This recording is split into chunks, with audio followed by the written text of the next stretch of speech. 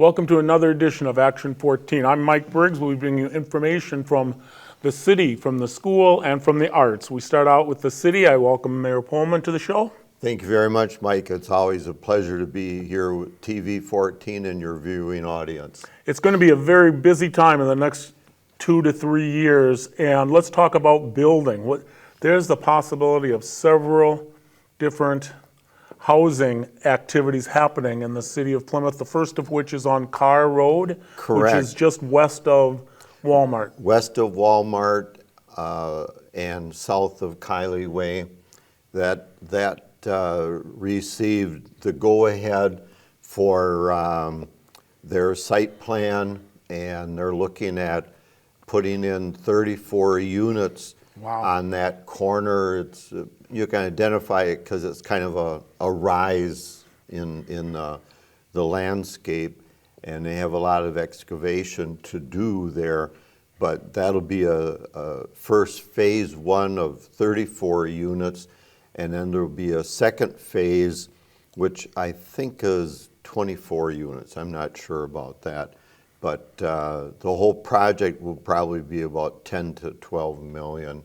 Mm-hmm. And that'll be a high-end, if you want to call it that, no ownership. It'll be rental only, and that's basically designed to accommodate a lot of the salespeople, transit people, for all of our industry in the community, the cheese industry, Johnsonville, Kohler, even Bemis, where they have people coming in and going out all the time for months on end. Right now, those particular individuals are staying in Fond du Lac, they're staying in Mequon, and it's quite inconvenient for arranging everything. It's probably why 52 Stafford and the Lock Building were purchased. That's going to turn into a 4-star restaurant and hall and meeting area with some commercial space. But the same thing, they're trying to accommodate the visitors that we have to our local industry. And that'll be a huge impact on our community because they'll start spending that money here in Plymouth. And now they're working on it now, so that they're going to start working on it, so the possibility of starting construction by spring? They're going to get a lot of the earth moving done this fall yet. Okay. We still have to work out a developer's agreement with the city for some tax incentive district financial information that has to be processed, and any pay-as-you-go incentives that they receive. That will come to the council probably in August to finalize in order to fully make the presentation and adopt it.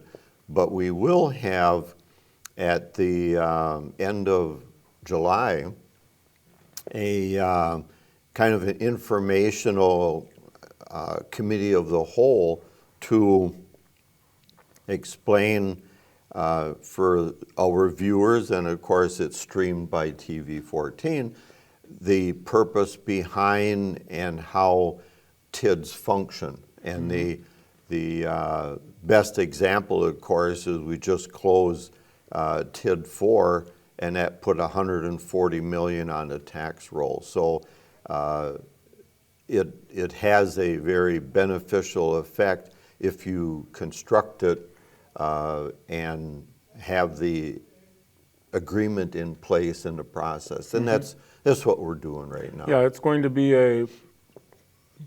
very busy across from on the other side of Walmart in the next year or two. Probably would go out on 57 because that's going to be a pretty hectic corner. It sure is. For another year, for sure. Yeah. Now we also have some things going on in the city. I noticed the beacons and flashing pedestrian beacons on Piggly Wiggly. First of all, tell me about that. Doesn't seem like anything's happening right now. Well, you're right, Mike, and nothing is happening. We ran into some logistical problems, technical problems, electronic-wise, and of course, manufacturer-wise. The design of that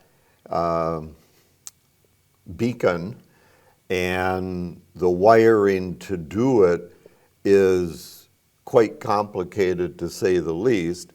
And where we were hoping to get that one in this summer for basically the fall term of school, that's not going to happen. Okay. It's disappointing to us, but the good news is that the one on South Street is a much easier construction area to work with, and that one, quite honestly, could be in August. Okay.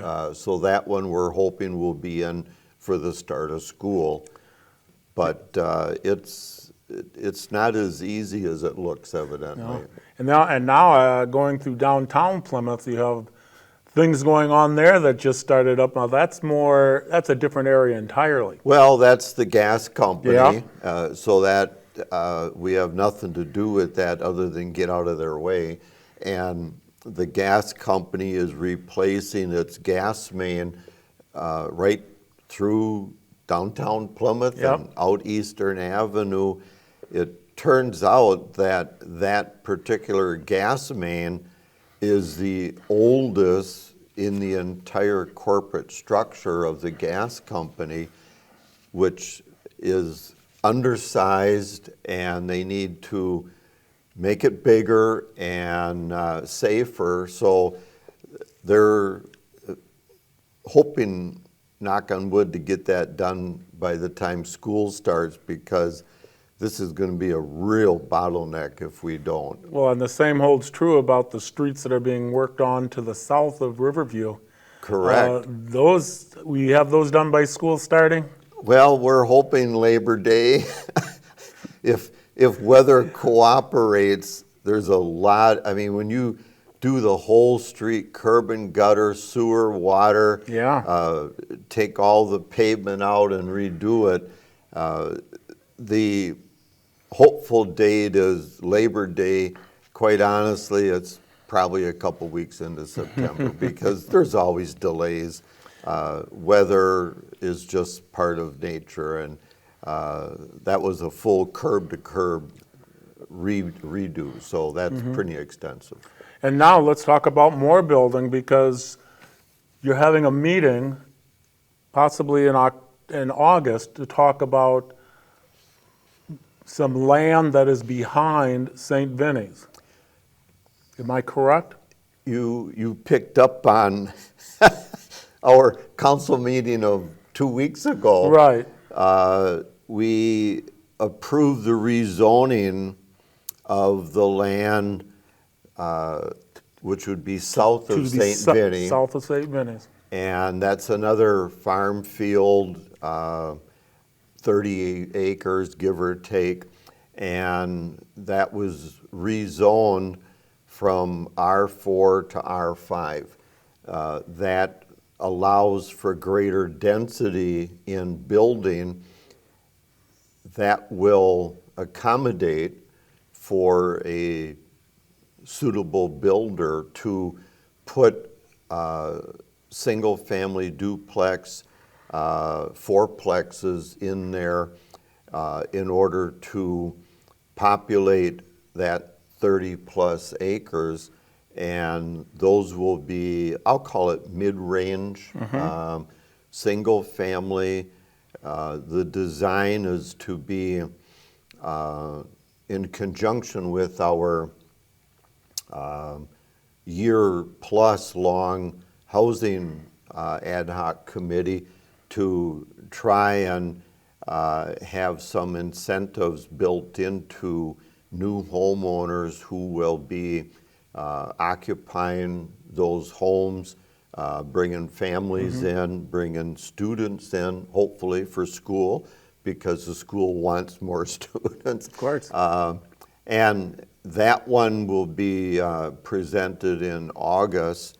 They're once again fine-tuning some of the agreements that need to be in place on it.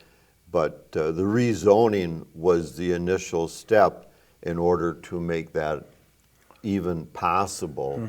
And now, of course, it's up to the developer and the process that follows. And so the bottom line being is that on Carr Road, none of those are for sale Correct. to individuals. Yeah. What's going to possibly happen behind St. Vinny's is the fact that everything there would be possibly family-owned housing. Correct, yeah. And that's in excess of 100 units. The one by Carr Road, I'm going to say is 80 units. So we're right around that 200 number. Yeah. And that's pretty significant. Different builders, different contractors, so they won't necessarily collide on anything.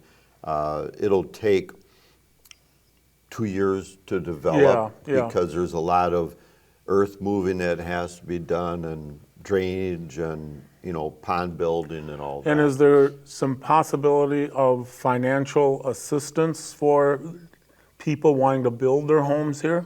That's correct. The city, by extending the TID 4 for 1 year, created the $2.3 million housing fund.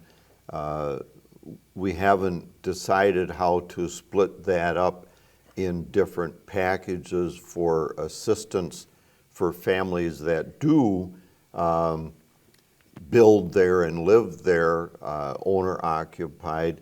There will be some for solar credits. There will be some for the low interest loans that we're offering.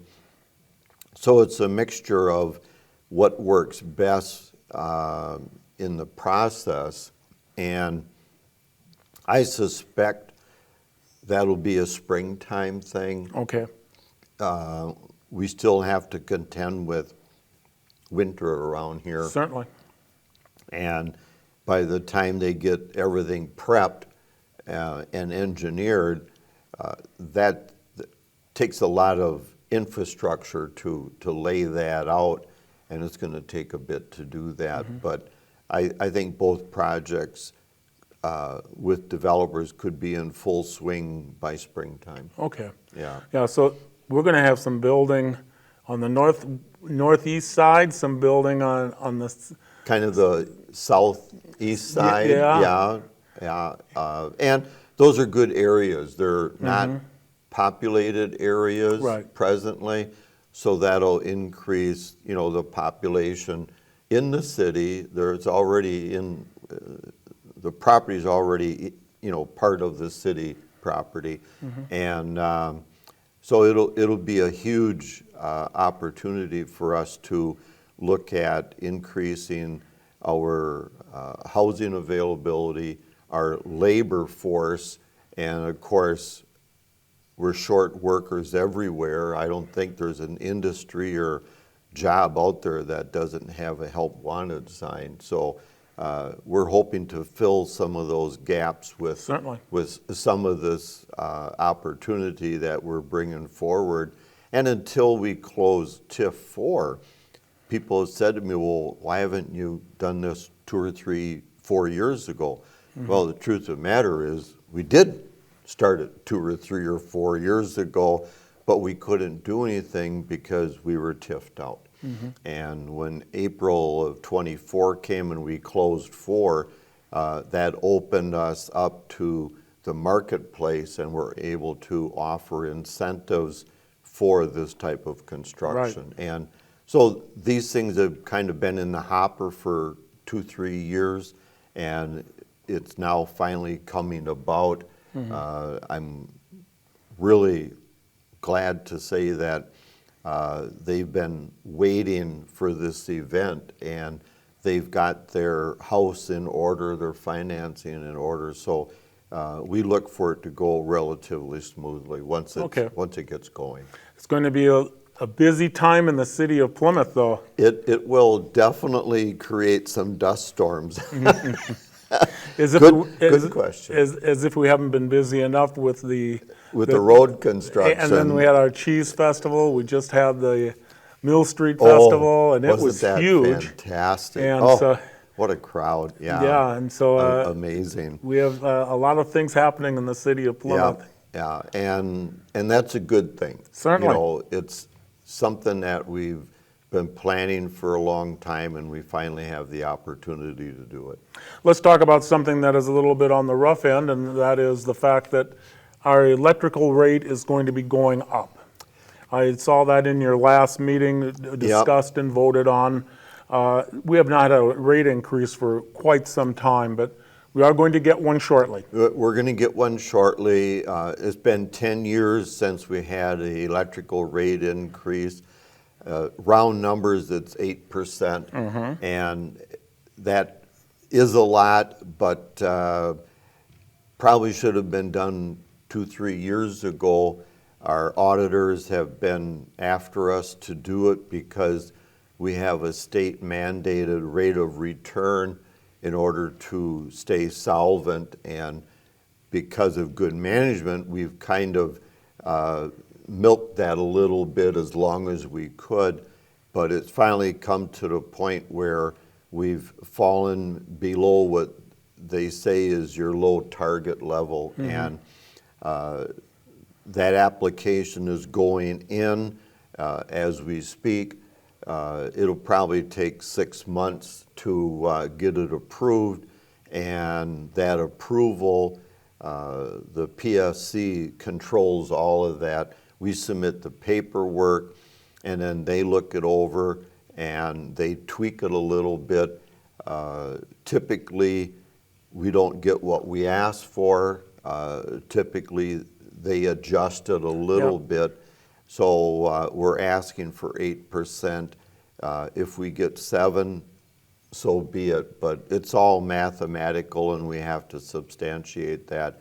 The rate increase potentially will start in January. That's once they give the approval, then you're allowed to do it the month after the approval is given. So we're looking at more than likely January is when it'll become effective. Yeah, now because it's going to be very important that our viewing audience understands that 8%, look at your current bill, start calculating that it's going to go up a bit. It's going to go up, and talking with Chris, our Director of Utilities,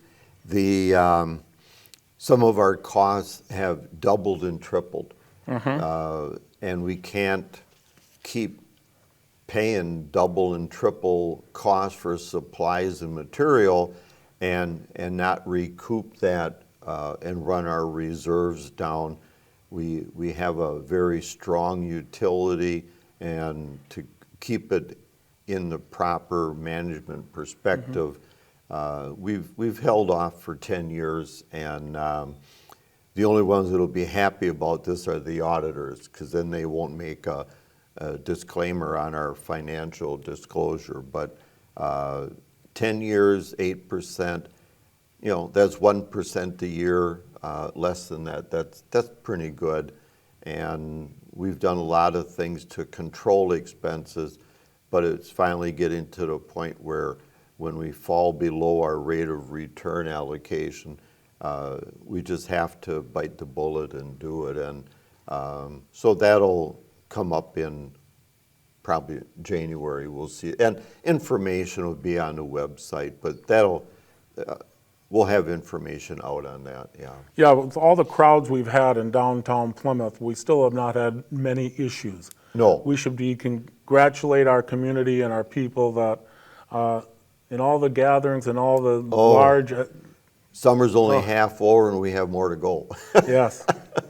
Yes, one of the sad parts is we haven't had much racing going on because it's been rained out. Isn't that something? I Yes. think they've only had 3 or 4 races. Yes. Yeah, it's terrible. Yeah. But they'll get them in one way or the other. Yeah. And so the next time we meet, we'll probably be talking about the fair.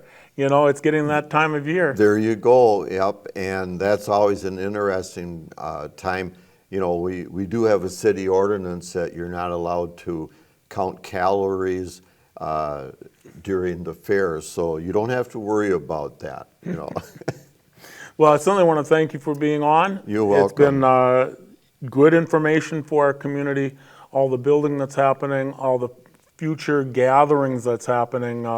It's going to be a crazy 2 or 3 years of growth in Plymouth, we hope. Yeah, and I think that we've structured ourselves in a way that we're able to handle that with no short-term debt, and when we put bonding out there because we're in the position we're in, I think we'll come in with some decent rates. I certainly hope so. I should mention to everybody that your board meetings, city council meetings, are the second And last Tuesday of every month, starting at 7 p.m. Yep. You will have a couple early ones starting at 6 p.m. to talk TID, et cetera, et cetera. Yeah, but- and we have budget time coming up, so Yep. we have committee meetings, so some of those come up, but the actual council is 7 o'clock, you're right, yeah. And so I want to thank you for being You're on. welcome. And when we come back, I'm going to have some news about the city, about the school in Plymouth, as well as the arts happening in Plymouth. So stay right with us. You're watching Action 14. Welcome back to Action 14. As promised, we're going to talk school now. I've got with me Scott Steer, new superintendent of the Plymouth School District. Welcome to Plymouth. Thank you. Thank you. Really excited to be here. You know, everybody's got the same question as they intercept me that, you know, how are things going? Are you meeting everybody? And things really couldn't be going much better. Getting to know the lay of the land and getting to meet people. Well, you come to us from being the principal at Kewaskum. Yeah. I'm not going to hold that against you. Okay, I appreciate that. But give us a little information about yourself and your family, et cetera. So, yeah. Yeah. My wife and I have lived in West Bend actually from childhood on. And Judy is a 6th grade teacher in West Bend.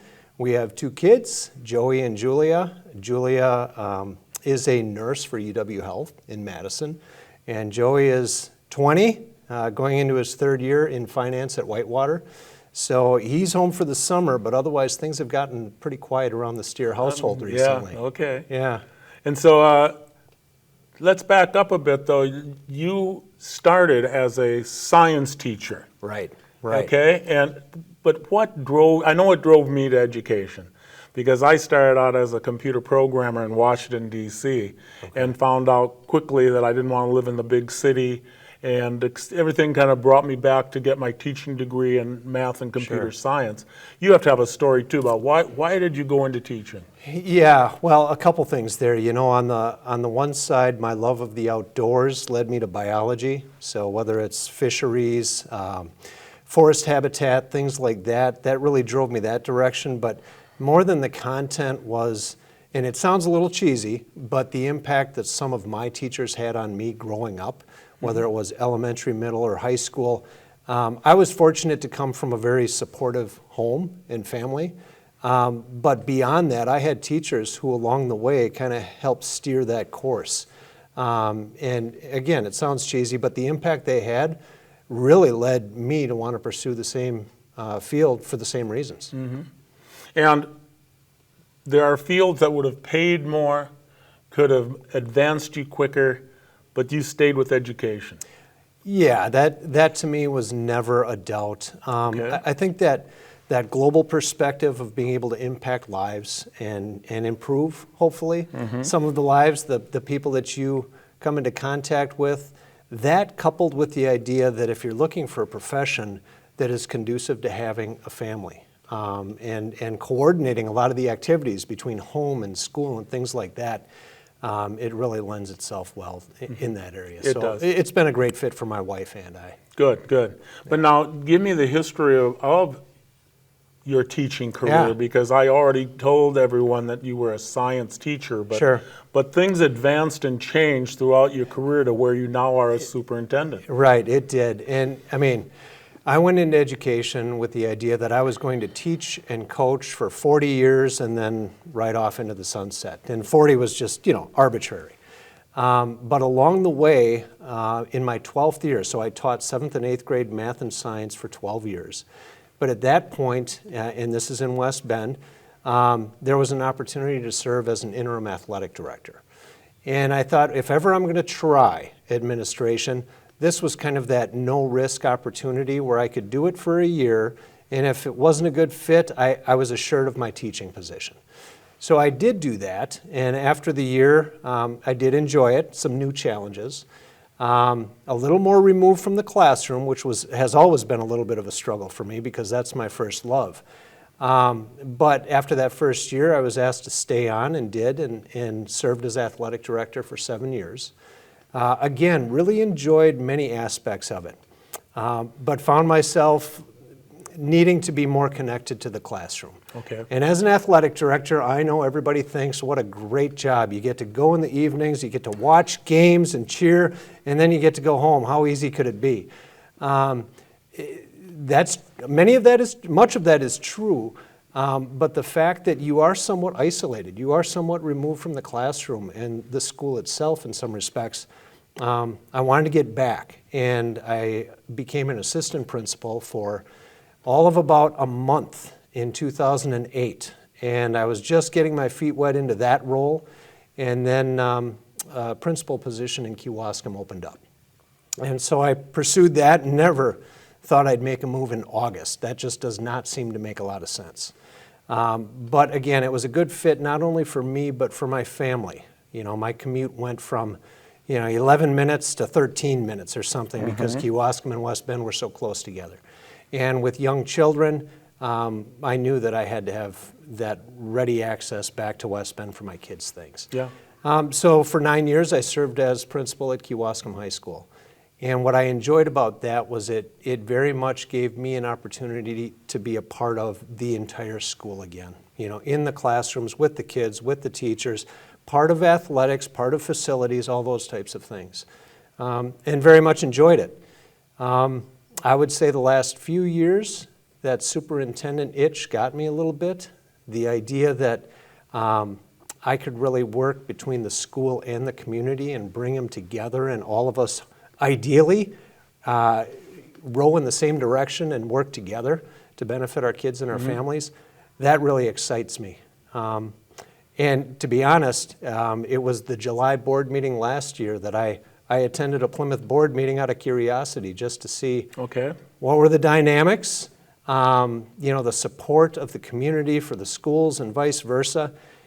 Came away with a great impression. And my wife and I actually attended that board meeting and just thought this would be a tremendous fit for us. And fortunately, the board felt the same. So here we are. Yeah. Now, I know you actually have been in Plymouth, moving around, getting introduced well before July 1. Yeah. I should explain here that your job started actually July 1st. Correct. But you've been around the city, visiting different schools and learning about a bit of us before that. Right. That transition piece, I'm so appreciative that the board and the district was so far ahead of the game as far as their hiring timeline, because that gave me a great opportunity to have a really extended transition period, which benefited me here in Plymouth and also gave me the opportunity to help transition the person following me in Kewaskum so I could feel good about that as well. But it started essentially in January, I would say, in earnest, where Dan Mella and I had a series of meetings and his district leadership team. Attending those meetings and just getting a feel for things and the lay of the land really helped. And then attending various meetings at the schools and at the sites and meeting with principals one-on-one and business manager one-on-one and so on and so forth. So those meetings have been ongoing so that when the calendar flipped to July 1, it was like I finally got to show up, for a full day. But that transition really has been going on for 5 or 6 months. Now, you have met with everyone in your area, and what you probably know already is that you have people working next to you and around you that have spent their entire life Yes. here in Plymouth, Wisconsin. Yeah. Married, similar to you in West Bend, married their Right. husband or wife from Plymouth, Wisconsin. Right. Raised their children here in Plymouth, and a couple of them, there's grandchildren coming Right, you bet. still in Plymouth. And so you are surrounded by people that know Plymouth very well. Right. I know I am in a tremendous situation, not just because of the district and the community, but the people around me. There is a lot of history and a lot of knowledge of how we got from where we were to where we are today. So I've only been on the job for 2.5 weeks, and at this point I can tell you a lot of the connections that people within our office have with many throughout the district. So it's been great. Well, of course, you've been talking to somebody, because I had 5 of them I had in math class back when I was a math teacher here. Sure. And so don't ask them to do a lot of numbers. Okay. Well, I'm hoping Amy Williams is real solid as our business manager there. So. Yeah. But beyond that, gotcha.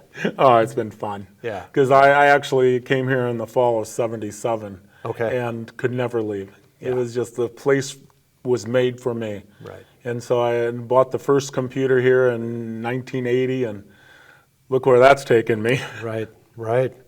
Goodness, now we have a device in every student's hands, every teacher's hands, everybody has a device. Who would have predicted it, right? It is crazy, isn't it? Yeah. Absolutely. But now, we know what attracted you to this position, but at the same time, you have some ideas about where this is all going to take us. Right. And, I guess I should preface that by saying I'm a learner, and I love to build relationships as well. I know that I have a lot to learn about the Plymouth School District, the Plymouth community, and so on. So right now I am a sponge. I am reaching out to meet with various leaders throughout the community. I am finding out how we do things in Plymouth, because while I've been a part of a couple other districts and all the same general things have to take place, the way we do them is a little bit different. So I have a lot to learn. Oh, I have to compliment you, though. I'm not sure I was supposed to know, but because I hang out and do a lot of things around here, but a question and answer went out to many of the people at the top here, asking them questions that you sent out, everything from their likes and dislikes to their favorite music. And I sat with somebody where we listened to music for a good hour trying to pick out, well, which one do you like best? It wasn't meant to be that difficult. Oh, it was, but it was meant to be fun. Right. And so you went and actually sent out questionnaires to learn somewhat the personality of the people that you'll be working with. I got a kick out of that. Yeah, one of the things that we've done already, and favorite song and things like that, we're going to come back to those things as we start meetings, for example. There might be a musical theme here or there. Okay. But we as a district leadership team all took the Clifton Strengths, and that assessment identifies the strengths that we naturally possess. And the idea is all of us have strengths. But for us to be our best as a team, we need to be able to tap into those things and lean on one another, knowing that, hey, Mike might naturally be better in this area, so I'm going to go to him and ask him this question. So those are the initial things we're doing, because we have to create a really strong foundation, and we have to trust one another and build upon the relationships that already exist. Already, obviously, I'm behind the 8 ball because I have to catch up to everybody else. But that's the first objective, is to build that trust and that familiarity. And it's been fun from my end of it, just to sit back and see how everybody was preparing for you. Okay, because obviously you're taking over from Dan Mella, who operated things a bit differently. And possibly different than where you're going with the end of it. And so it's going to be an interesting Sure. few months. Right, right. And I think, all of us have different, while the vision might be the same, how we get there might differ a little bit, and our approach might be a little different. You have to be true to yourself. So certainly I'm a different person than Dan, so I might approach situations a little differently and things like that. And that's okay. What are your primary goals, though, for Plymouth? Yeah. We're going to talk a lot more coming up, and the board will be doing this as well, as far as values, mission, vision, things of those things, that nature, because everything comes back to the mission of the district.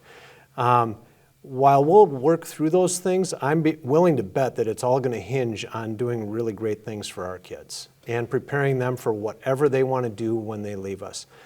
The reality is, if we've got 2,000 kids in the district, I think if you went back 15 years or so ago, it would be more of, we've got to get them ready for college. Well, the reality is about half of our kids went to college. Right. What about the other half? So our job, and it's an imposing one, is all 2,000 kids have to have a plan when they walk across that stage and have to be well prepared for whatever they want to pursue next to follow their passions. That sounds really pie in the sky, and will we ever get to 100% effectiveness? Maybe not, but we got to chase it, and that's what I envision us doing. And the long-range goals would be to have the staff possibly change a bit of what they do in their classroom then. Well, I think we're always trying to grow. And you know that great things are already happening within each of our classrooms.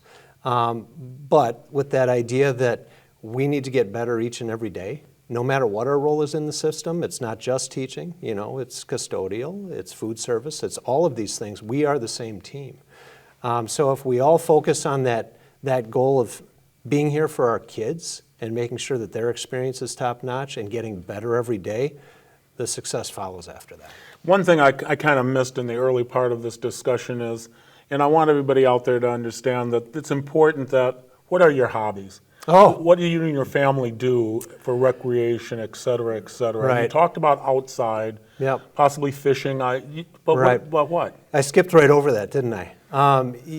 Everything we do is very much family related. Now, fishing is a big part of it. Being on the boat, on the water is a big part of it. Being in the woods, love hunting in the fall, love sporting events, things like that. Love, I find myself enjoying, selfishly as a high school principal, I could go to events, I could go to concerts, I could go to performances. I mean, I had it all right at my fingertips, and same thing here.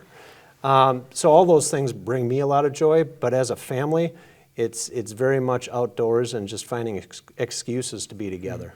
Now, you were at last month's school board meeting, and so you were able to actually, and some of the other meetings where we had our athletic director talk about the successful and the number of students that are in our athletics. And we have over half of the students are active, and how much better their grades are. Right. It has to be sold.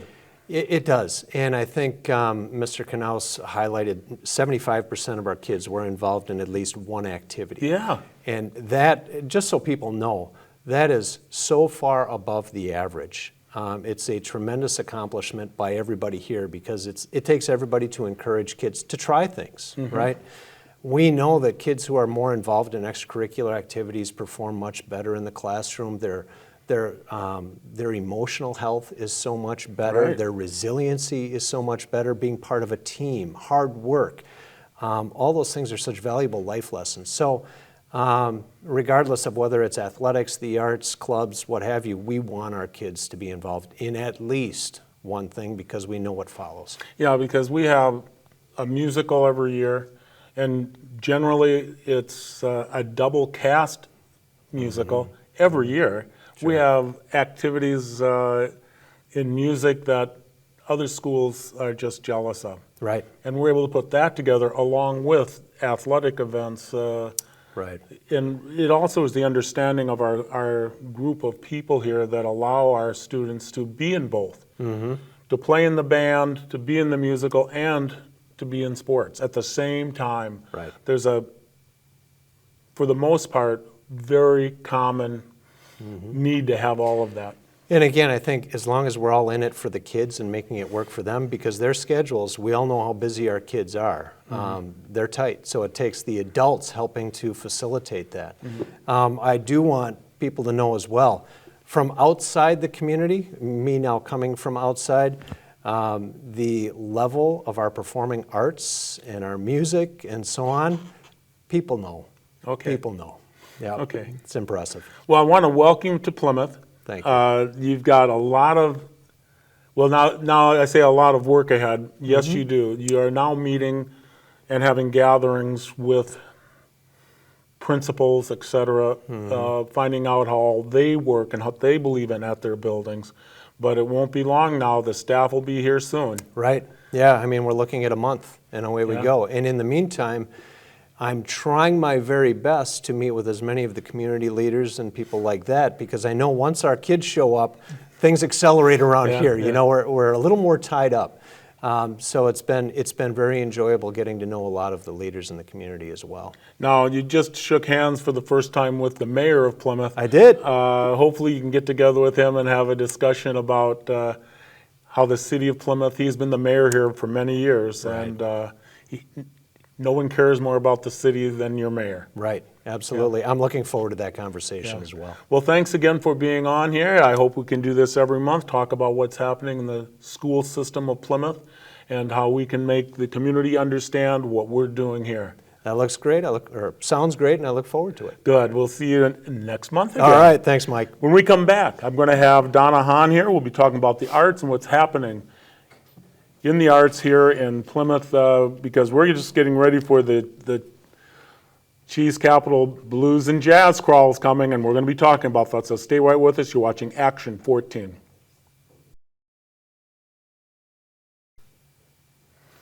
Welcome back to Action 14. As promised, I got Donna Hahn here. We're going to talk about the Jazz Crawl. Yes. Hi, Mike. It's the largest get-together that we can have that really puts Plymouth on the map. Well, I hope so. Yes. It's going to be happening for everybody very shortly. Let's have our date here. I'm looking at it. Ooh, help me. Friday, August 9th. Yes. And on August 9th, it's a Friday, Yeah, Friday and night. it will start at, for me, it's going to start 4:30. 4:30, the music really just starts at the Both Art music Center. inside and out, starting at 4:30. So on the outside, you've got in the courtyard, the Gypsy Swing Chicks will be playing Yep. from 4:30 to 6, and then inside it'll be Keys and Beats Duo. Yes, that's Zach Holzer. And so my advice, I think I've said it the last 3 times, is to go down early because there'll be food available. Yes, Generations will be there with their Piccadilly menu, and Jambalayas on the menu Yeah, this year. So it's Dave gonna be is great. going to do a wonderful job for us. And we're going to have great weather, so I that hope so. the outside events will be as easy and as fun to watch as the inside event. Yes. And you can also start bidding at the silent auction. That's what I was going to say, is that once you have ordered or had your meal, go inside because there will be dozens of items Yes. that you can put a price on. Okay, it is fantastic, from everything from cheese to art. Lots of cheese boxes. Yeah. Lots of paintings. We have a pair of diamond earrings this year. Oh, goodness. Donated by Niesman's Jewelry, and we're so excited about that. Yeah, and Lots of great items. And so it's a silent auction. You just put your name and how much and on everything, and hope you get something. Bid and bid often. Right. And you don't have to be present to win. So if you want to bid it up, Mm-hmm. you can come back later and find out if you won the bid. And if you don't go back, they're going to call you and let you know Yes, you won it. we will I've call gotten you. a few phone calls.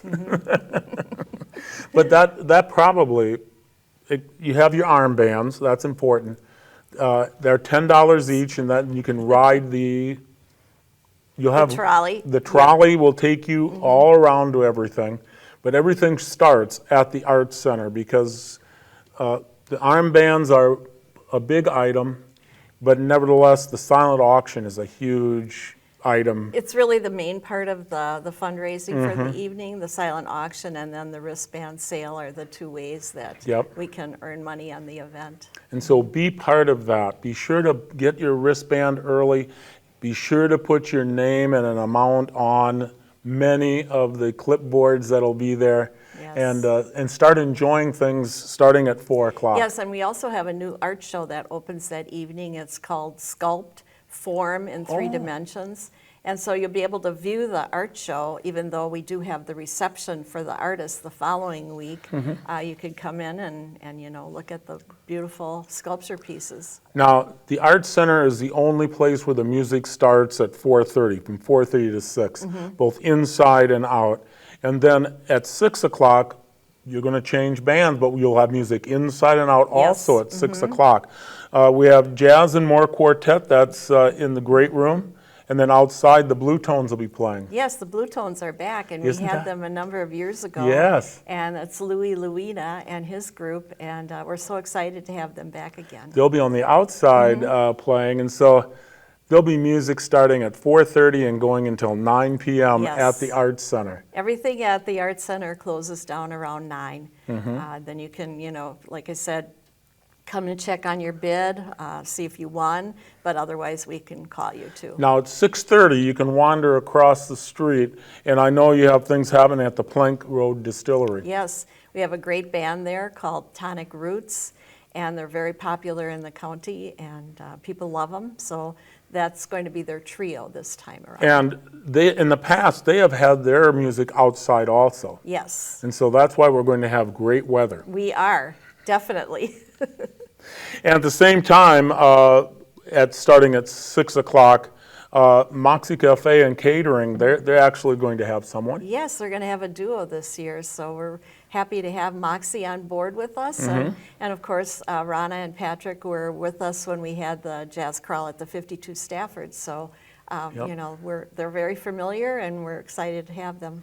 Now, starting at 8:30 is where things get very interesting, Yes, because Turner Hall is back, Turner Hall is back. and they're going to have a great band there. We have Paul Zuckerman and the Doghouse Band, and, you know, they have great dance floor. So, you know, bring your dancing shoes and start swinging Well, to the music. Yes, and the band he brings, puts together, they're great on the stage. Yes. Because the Turner Hall has a stage that you can set up in, and there are some bands that really need a stage to set up. They definitely do. And they're bringing Erin Krebs along, and she's a fantastic singer, so we're looking forward to hearing Erin again. And that starts at 8:30. 8:30. At Turner Hall, and then Big Billy's, that's just down the street from you. Yes. They're having their own band in there. Well, we have, I believe his name is Jeff Stoll, and he's a relative of our famous Stoll brothers that are here, and the Stoll family that is Yep. from Plymouth. And so Jeff is there with Sue Russell, and that's going to be a wonderful band called Standard Issue. So that's a quartet as well. And that's playing at Big Billy's. Big Billy's. And then we've got other places close by, but let's go as further away as possible, because I want you to get your band so you can be on the trolley. Yes. And go as far away as possible is Antonio's. Antonio's has the Blue Olives, and that's been a fantastic band for us for many years. We don't have them every year, but they're in demand. So they're from Madison, and they just put on a dynamic show. And then you also have the Plymouth Tap happening. Yes, and I brought along a little blurb about the Sneezy Band. Oh, okay. And it says, like James Brown, Sneezy turns in a killer show and leaves it all on the stage every time. Hailing from Chicago, Sneezy's catchy, cascading rhythms spiral onwards, leading scores of carousing fans and dancing and singing along with the songs they know by heart. So, you know, it's just fantastic. I mean, they put together this wonderful blurb for us. And, Okay, and that's at the Plymouth Tap, starting at 8:30. And they're a wonderful band, so, you know, please do come and hear them. And then the last one on my list is that starting at 9 o'clock to midnight. So I might not make it to the midnight part, but I'll be there for a little while, and that's Wild Shots is hosting. Well, he has Big Al Dorn, and Big Al has played in the area before. So, and this is our first time hearing Big Al, so we're really excited to Okay. have Big Al in Plymouth. And so you have a great list. It's a wonderful lineup this It's going to be year. so much fun to wander down the Mill street, Street, down yes. Mill Street to everything. And it's our 20th year. 20 years. Yes, it's actually 21 years, but of course, we had to take off for the pandemic. Yeah. But, 20 years of the Jazz Crawl, and we want it to be our biggest ever. I remember the first one, as we've spoke about it many times. Right. Having it at the same time as a golf course, golf event was happening. Yes. And we found out very quickly we don't need the golf. Nope. Plymouth loves and the area loves to do this. And we have it's really not just jazz and blues, there's a little rock and roll in Certainly. there. And so it's really kind of expanded from its original jazz to, take in these other genres of music. And we like that. People like it too because, not everyone likes just the straight jazz Yeah. music. So. And it's the second Friday in August. Second Friday in August. Circle it now. Yes, please do. Yeah, circle it now because it will be so much fun. You will enjoy it to And your heart's content. I just want to thank our really generous sponsors, Masters Gallery, Sargento, Sartori Company, and TDS. Without them, we really wouldn't be able to put this, wonderful event on, and all the businesses that are supporting our silent auction, our individual artists. Everybody makes it a huge success Right. for us, and we're really grateful. Oh, it's going to be such a great evening. And as I said before, start at 4 o'clock or 4:30 when the first band plays, and listen to the band outside, come in and listen on inside, see the new art exhibit that's happening, Yes. put your name on for a few silent auction items, and enjoy your evening. You will have so much fun. I think you will. I see people down there that were there 20 years ago, and we Yes. still go Yes. because it's that nice just to be able to enjoy. Well, I'm really grateful for your promotional efforts, Mike. You do a great job for us. So. Well, if I didn't enjoy it, I wouldn't be promoting it, because, and it's so good for Plymouth. I guess that's the other part, is to be able to have an arts center in the city as small as Plymouth is so marvelous. Yes, That we're able very to, fortunate. to be able to put that together, and you have some great sponsorship year-round Yes, we do. that makes sure that it always is good and always is happening. Yes. And speaking of that, we have Mill Street Live going on. Mill right Street now. Live is going to happen until the second week of August, first week of August. First week in August, yes. So we have a few shows left, but the kids have been doing a fantastic job. Yep. They're just such a lively group and so talented, and 11 of the kids are from Plymouth, which Yeah. makes it very special. So check Friday nights and a couple Sundays. There's a couple Fridays left to go and a couple Sundays you can still sign up for. So Yes. call down, or better yet, stop in. Or go online. You Yes. can visit us online. PlymouthArts.org. That's Plymouth Arts with an S, PlymouthArts.org. Yes. And you can sign up, check it out, get yourself a seat to come to all of it. Yes, support the kids. Oh, support the arts. Yes, That's absolutely. the big thing, yes. Thank you so much for being on. Thank you, Mike. And I want to thank you folks for staying with us tonight. Until I see you next time, I'll be seeing you on the radio. Bye-bye.